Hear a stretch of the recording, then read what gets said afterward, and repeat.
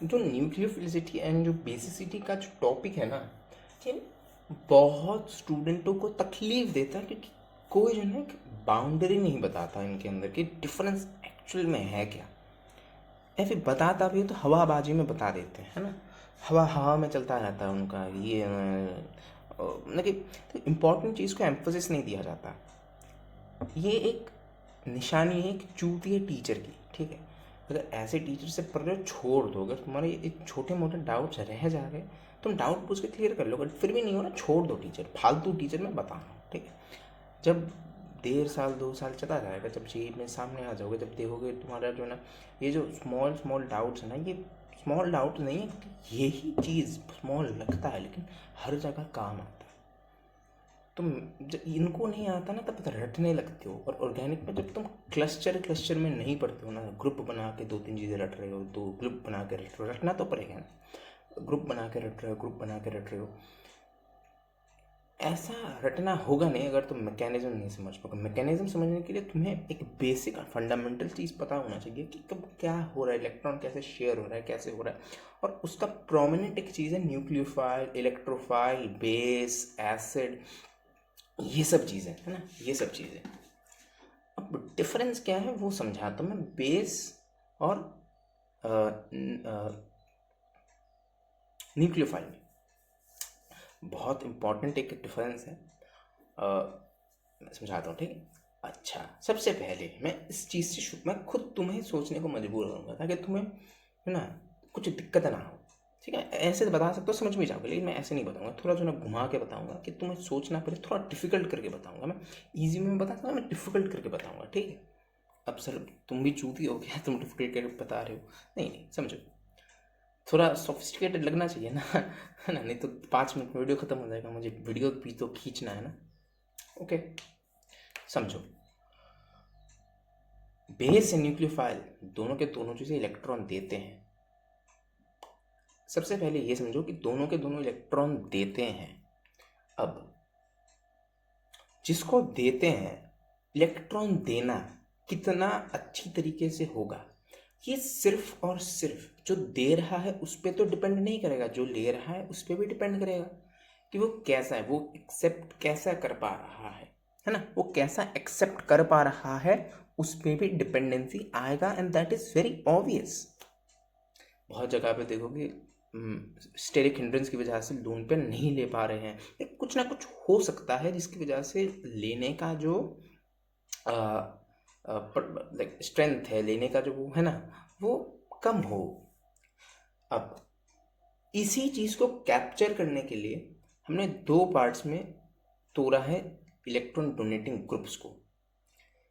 अब इसका मतलब है अगर H प्लस को दिया जा रहा है, H प्लस कैसा है, एक बहुत ही छोटा एक है स्पीशीज जिसको हम इलेक्ट्रॉन दे रहे हैं, उसमें कोई रिपल्शन कुछ नहीं आता। ये बहुत, लेकिन दोगे तो लेगा ही, है ना, उसमें कोई झंझट नहीं होता। या फिर भूल जाओ, ये एक चीज़ है ना जिसमें कोई रिपल्शन कुछ नहीं, बहुत ही छोटा है, ये समझो, ठीक है। एक है H प्लस, और H प्लस को छोड़ के बाकी सब कुछ थोड़ा थोड़ा बड़ा ही है। H प्लस तो सबसे छोटा एलिमेंट है, H प्लस उस प्रोटॉन है भैया, उसमें कोई ना कोई तो खासियत होगी ना, प्रोटॉन है तो, और वो खासियत होता है, उसको तो हमने एक्सपेरिमेंटली क्लासीफाई किया है ना, इसलिए अब मैं जो बता रहा हूँ वो समझना है ना। अच्छा, धीरे धीरे समझो, इसलिए तो टफ करके बता रहा हूँ ताकि तुम्हें समझने में दिक्कत हो। और क्यों दिक्कत हो, ताकि केमिस्ट्री तुम्हें हार्ड लगे। नहीं तो केमिस्ट्री बहुत ही ईजी वे में पढ़ाया जा सकता है, लेकिन नहीं, मैं नहीं पढ़ाऊँगा ईजी वे में। और मेरा कोई नोबल गोल नहीं है इसमें कि मैं इजी वे में नहीं पढ़ाऊँगा ताकि तुम्हें खुद सोचना ही नहीं, मैं नहीं बताऊँगा ताकि एक वेट रहे केमिस्ट्री में। नहीं तो बहुत ही फुस्सू सा एक फालतू सा एक सब्जेक्ट है ये, बहुत ही फुस्सू सा एक सब्जेक्ट है, जो अगर कोई हार्ड बाउंड्री बता देगा ना इनमें तो बहुत ही फुस्सू सा एक है कि तुम्हें ये देखो कि ये कर लोगे, देखो कर लोगे।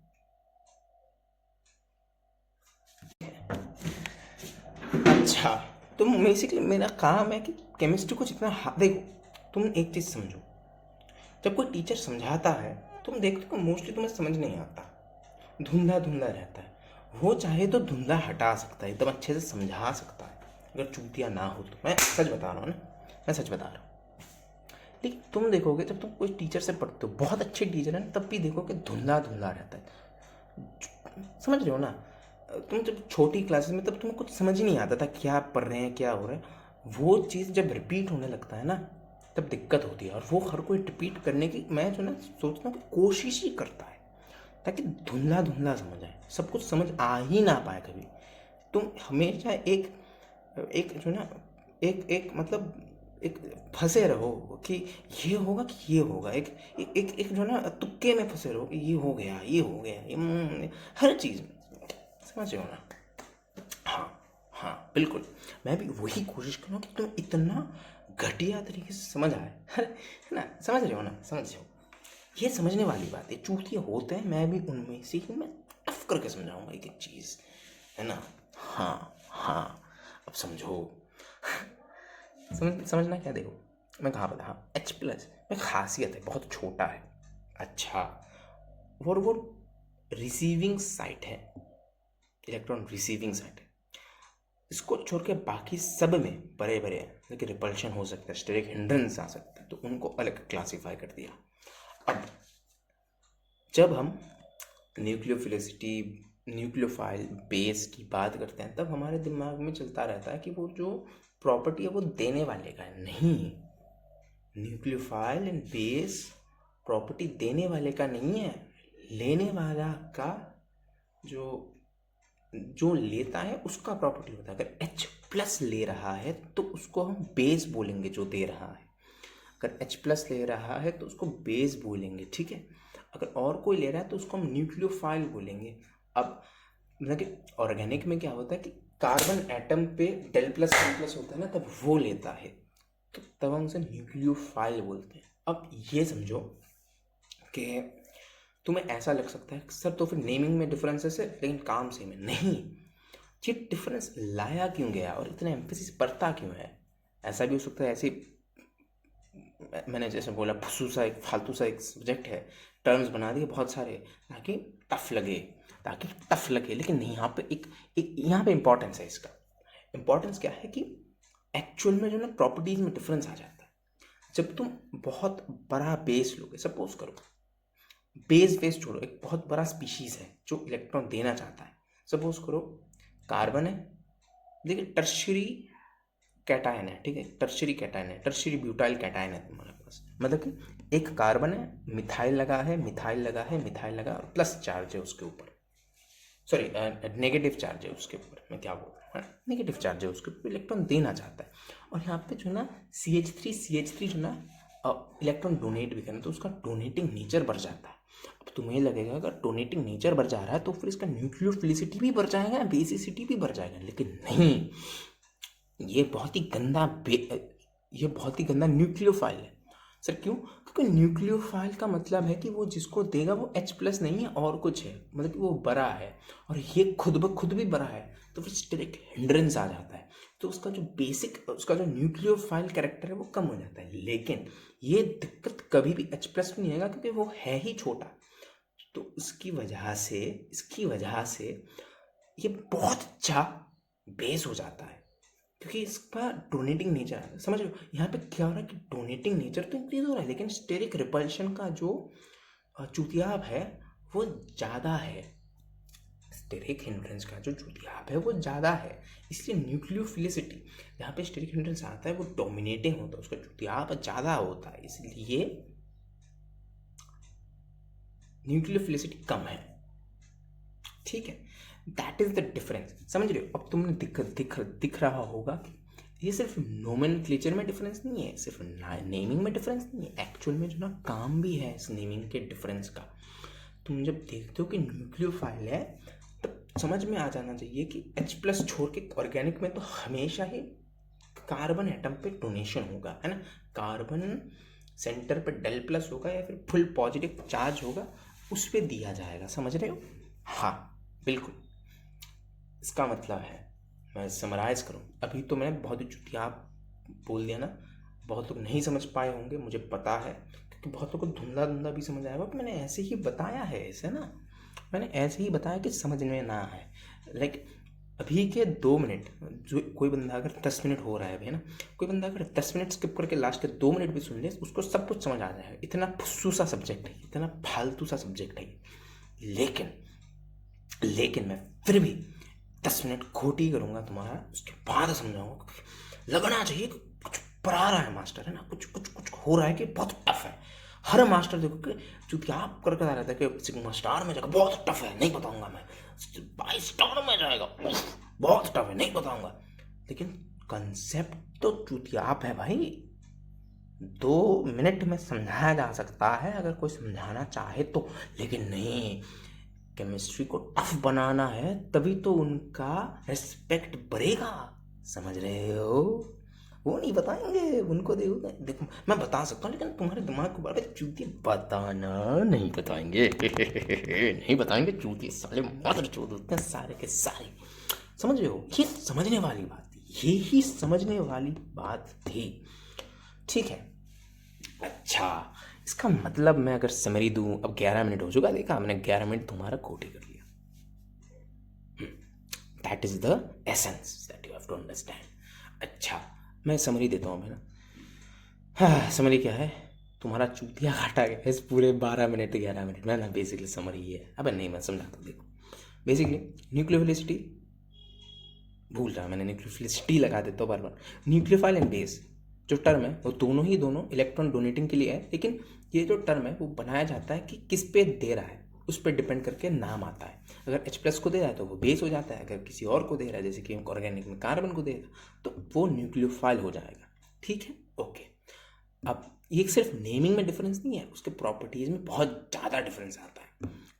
अच्छा, मैं एक लाइन में बोलूँ तो ऐसा नहीं है कि nucleophilicity is directly proportional to basicity या फिर वाइस वर्सा, एक बढ़ेगा दूसरा बढ़ेगा, ऐसा इम्प्लीकेशन नहीं है, क्योंकि जो डोनेटिंग साइट है उस पर डिपेंडेंसी आता है। अब जो मेजर जो दिक्कत आती है स्टूडेंटों को वो होगा कि न्यूक्लियोफिलिसिटी बेसिसिटी ऐसे पढ़ाया जाता है कि वो जो दे रहा है उसका प्रॉपर्टी है, नहीं, पूरे दोनों रिसीविंग एंड देने वाले साइड का प्रॉपर्टी है, समझ रहे हो? अगर जिसको दे रहा है वो, वैसे तो मेजरली जिसको दे रहा है उसका ही प्रॉपर्टी, उस पर ही नाम डिपेंड कर रहा है। अगर H+ को देगा तो वो बेस हो जाएगा। इसका मतलब है कि न्यूक्लियोफाइल एंड बेस, ठीक है, मैंने अभी रिवाइज करके बता रहा हूँ, वो एक्चुअल में जो दे रहा है उसका प्रॉपर्टी है ही नहीं। नाम, नेमिंग जो है वो प्रॉपर्टी है जिसको दे रहा है। अब सिटी, बेसिसिटी, न्यूक्लियोफिलिसिटी जो दे रहा है उसका प्रॉपर्टी हो जाता है, समझ लो, सिटी उसका प्रॉपर्टी है, एंड जो बेस और नेमिंग है वो किस पे दे रहा है उस पर डिपेंड करता है। तो मूल मंत्र ये है, बेसिसिटी इंक्रीज करेगा this implies that nucleophilicity increase करेगा, this is completely false, because H+ and any other site of receiving end have different properties, इसका मतलब है, मैं अगर एग्जाम्पल दूँ, मैं एग्जाम्पल भी समझाऊंगा अभी ना, मैं भी एग्जाम्पल भी समझाने वाला हूँ। एग्जाम्पल क्या है कि मैंने जो बताया, मैंने टर्शियरी का एग्जाम्पल दिया, उसमें स्टेरिक हिंड्रेंस की वजह से जो न्यूक्लियोफिलिसिटी है वो बर्बाद हो जाता है क्योंकि रिपल्शन आ जाता है। अच्छा, एग्जाम्पल तो मैंने बोल ही दिया, मैं क्या बताऊँ। हाँ, अब बहुत लोग ट्रेंड्स बताएंगे ना, ट्रेंड्स कैसे इंक्रीज होता है, कैसे डिक्रीज होता है, या भैया वो तो तुम किसी को भी जाके देख सकते हो, अब तुम्हें समझ आ जाएगा, किसी से भी देख लो, मैंने तुम्हें सिर्फ डिफरेंस बता दिया। तुम ट्रेंड्स तो किसी से भी देख सकते हो, कैसे इंक्रीज करेगा कैसे डिक्रीज करेगा। अच्छा, डिक्रीज इंक्रीज में भी एक चीज़ ध्यान रखो कि अगर साइज डिफरेंस है ना, तो फिर तो at that particular point most prominently nucleophilicity and basicity में डिफरेंस फेल्ट होगा। अगर दो स्पीशी में साइज डिफरेंस कम है तो फिर मोस्टली तुम देखोगे कि nucleophilicity and basicity are comparable, like एक इंक्रीज हो रहा है दूसरा इंक्रीज ही होगा, है ना। मैंने जो ना जितना अच्छे से समझा सकता समझा दिया, मैं समरी मैंने बोल दिया, मोस्ट प्रॉब्ली समझ आ गया होगा। 10 मिनट मैंने फालतू खाया है तुम्हारा, और लास्ट के 4 मिनट में 3 मिनट भी 4 मिनट में मैंने फालतू ही खाया है तुम्हारा, क्योंकि आई डोंट थिंक समझा होगा तुमने कुछ। तो वीडियो क्यों देख रहा है? I have no fucking idea भाई, वीडियो क्यों नहीं देख रहा? मैं समझ में आ सकता है, आई डोंट नो। अगर आ गया तो अच्छी बात है, अगर समझ में आ गया तो हाँ, फिर भी ऑर्गेनिक के क्वेश्चन तो होने नहीं वाले, रटना तो पड़ेगा, है ना। मैं क्या सोचा था, लाइक करने को बोलूँगा, नहीं नहीं नहीं नहीं, लाइक कर ले यार। नहीं यार, लाइक तो समझ आया तो कर लेना, नहीं आया तो फिर भी कर लेना यार, क्या जा रहा है। सब्सक्राइब भी कर देना, नहीं करेगा तो तेरा नहीं होगा कुछ ना, मजाक कर रहा है। I have no fucking idea कैसा है क्या है। मैंने जो ना 15 मिनट ऐसी बात करते करते निकाल दिया। वेंट कर रहा था मैं ऐसे भी इस वीडियो में। तो कितना बज रहा है यार? 10 बज रहे हैं। अच्छा ठीक, 9:30 बज रहे हैं सुबह के, है ना? नहीं पता होगा वैसे तुम तो वॉच नहीं देख पा रहे हो, क्लॉक वॉच जो भी। ठीक है, कोई बात नहीं। वैसे मुझे पता है कि वॉच रिस्ट में होता है। मैं क्या चुतिया आपकी बातें कर रहा हूँ यार। अच्छा ठीक है भाई, bye guys, have a nice and peaceful day. I hope that you never exceed me in my life. तुम मेरे से नीचे ही रहो, मैं हमेशा यही चाहूँगा। I want to be the best, and तुम मेरे नाखून के भी बराबर कभी मत होना। I will see you guys in the next video and fuck off. मैं अभी लास्ट के 5 मिनट भी तुम्हारा नहीं मजाक कर रहा हूँ। लास्ट तो ठीक है, क्या हुआ, फक इट।